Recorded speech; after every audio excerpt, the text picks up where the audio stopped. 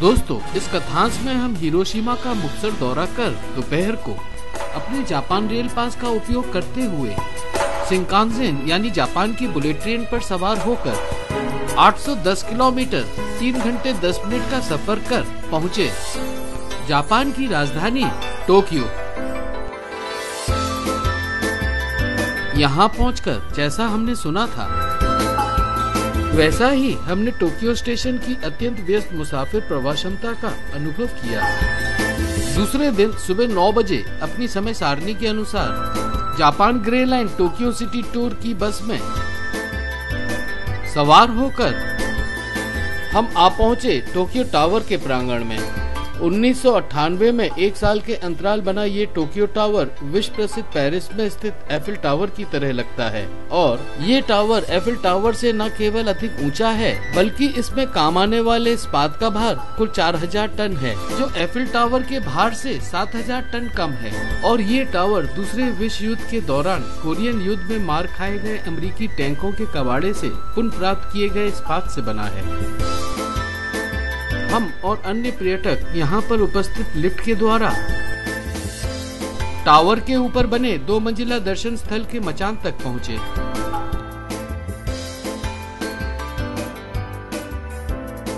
यहाँ से यानी 490 फीट की ऊंचाई से हमें टोक्यो नगर का विहंगम यानी पैनोरामिक दृश्य देखने को मिला। हम हैं इस टावर की संपूर्ण ऊंचाई 1093 फीट के लगभग आधी ऊंचाई पर और यहाँ से गिनी चुनी बहुमंजिला इमारतों के अलावा बाकी सभी इमारत ठिगनी लगती हैं।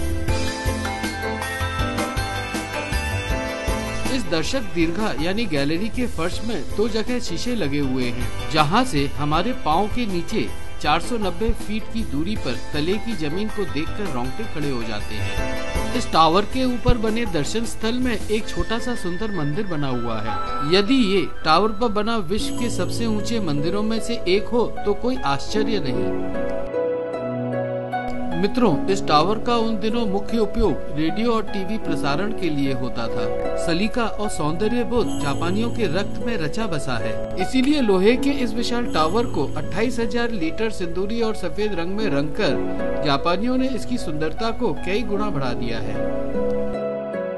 टोक्यो टावर का मुखर दौरा कर हम अपनी बस में सवार होकर पहुँचे मीजी जिंगू नामक पवित्र द्रव्यागार यानी श्राइन के क्षेत्र में। आपके सामने है इस शिंटू श्राइन का टोरियाई द्वार। ये द्वार शिंटू मंदिर के सांकेतिक चिन्ह के रूप में मुख्य द्वार माना जाता है। दोस्तों, ये श्राइन सम्राट मीजी और उनकी पत्नी महारानी शौकीन के देवता स्वरूप आत्माओं को समर्पित है। पुराने जमाने में जापान के सम्राट यानी एम्परर को इस धरती पर परम देवता का स्थान प्राप्त था। जापान के इतिहास में 146 साल पहले सन 1868 ईस्वी और सन 1912 ईस्वी के बीच सम्राट मीजी के शासन काल का ये युग एक ऐसा युग था जिसमें 250 सालों से चली आई isolationist feudal societies foreign policy का परिवर्तन कर जापान वर्तमान आधुनिक रूप ले रहा था। और इसी पीरियड में जापान की राजधानी सम्राट मीजी द्वारा क्योटो से स्थानांतरण कर टोक्यो लाई गई थी। आप जो देख रहे हैं इस स्थान को जापानी में टेमीजुया कहते हैं। यहाँ पर परंपरागत मंदिर के अंदर प्रवेश होने से पूर्व हाथ और मुंह धोकर अपने शरीर को शुद्ध किया जाता है। टेमीजुया में अपने आप को शुद्ध कर हमने इस पवित्र मंदिर के अंदर प्रवेश किया। अंदर पहुंचकर हमने देखा यहाँ पर पेड़ों पर रस्सा बांधकर मन्नत मांगने हेतु कागज के सुंदर झालर लटके हुए हैं। सामने ये भी यहाँ पर लिखित मन्नत मांगने की एक मुकामी परंपरा है। ये है इस मंदिर के गर्भगृह का द्वार।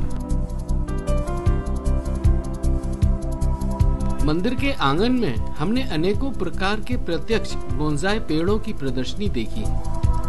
वापसी में हमारी नजर यहाँ पर रखे जापान की देसी मदिरा साके के खाली पीपे यानी कि बैरल्स पर पड़ी। पूछने पर हमें पता चला कि इन खाली पीपों को शिंटू मंदिर में सजावट के लिए रखा गया है। जापान में ये मान्यता है कि धान से बनी मदिरा साके इंसान को भगवान के नजदीक लाती है, इसलिए शिंटू धर्म में साके को पूजनीय माना गया है और उत्सवों के वक्त इस मदिरा का सेवन किया जाता है। मीजी जिंगू पवित्र दिव्यागार में अपना माथा टेक हमने टोक्यो के विभिन्न ऐतिहासिक सुंदर उद्यानों का मुख्तर दौरा किया। उनमें से हमारा पहला पड़ाव था the imperial palace east garden.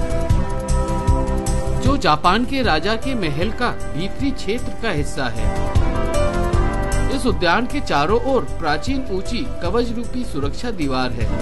ये उद्यान एडो पीरियड में शोगुन यानी सेनानायक टोकुगावा और मीजी काल में सम्राट मीजी के महल का हिस्सा हुआ करता था। इस उद्यान के अंदर एक झील है जिसके चारों ओर विभिन्न प्रकार के सुंदर फूल पौधे और वृक्ष हैं। The imperial palace eastern garden का भ्रमण कर हम पहुँचे हमारीक्यू नामक उद्यान के क्षेत्र में।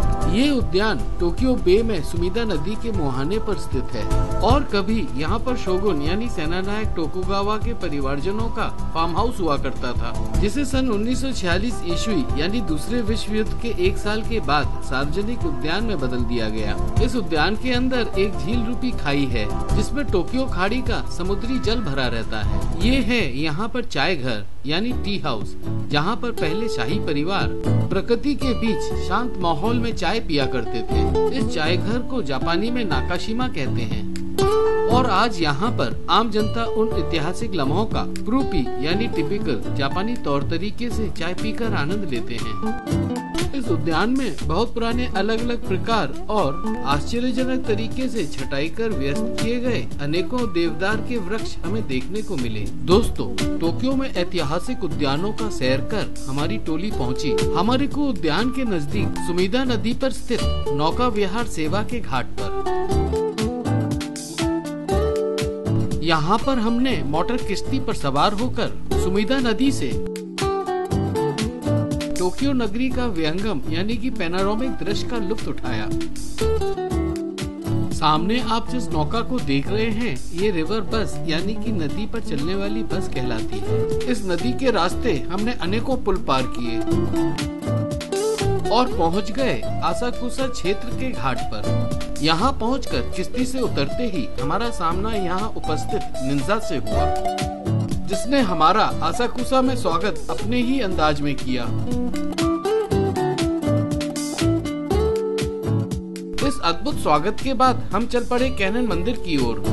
ये है थंडर गेट, जिसे जापानी में कैमिनेरिमोन द्वार कहते हैं और ये आसाकुसा कैनन या सेंसोजी मंदिर का बाहरी द्वार है। इस द्वार के मध्य में एक लाल रंग की लैंटर्न यानी फानुस टंगी हुई है और दाएं बाएं दो मूर्तियां हैं। ये द्वार आसाकुसा का मुख्य चिन्ह है जो कभी समस्त टोक्यो की पहचान हुआ करता था। इस द्वार के दूसरी तरफ नाकामिसे नामक अत्यंत व्यस्त बाजार की गली है। गली को पार कर हम पहुँचे ट्रेजर हाउस गेट के सामने। इस द्वार का नाम आसाकुसा में होजोमोन गेट है और ये संसोजी मंदिर का भीतरी द्वार है। इस द्वार पर भी दो मूर्तियां हैं। इन प्रतिमाओं के बीच 3 फानुस टंगे हुए हैं और ये द्वार 2 मंजिला है। ऊपरी मंजिल में बौद्ध ग्रंथ पर बहुमूल्य लिपि यानी स्क्रिप्ट संभाल कर रखी हुई है। सामने है आसाकुसा कैनन या संसोजी मंदिर, जो एक बौद्ध धर्म का द्रव्यागार यानी श्राइन है। इस द्रव्यागार की स्थापना सन 1649 ईस्वी में हुई थी। दंत कथाओं के अनुसार सैकड़ों साल पहले यहाँ के मछुआरों के जाल में कैनन की मूर्ति फंस गई थी। बौद्ध धर्म में कैनन करुणा और दयामय देवता की मूर्ति है, जो प्राचीन और आधुनिक काल दोनों में एशिया और जापान में सबसे व्यापक रूप से पूजी जाती है। दोस्तों, आसाकुसा में स्थापित ये संसोजी मंदिर टोक्यो का सबसे प्रमुख मंदिर है।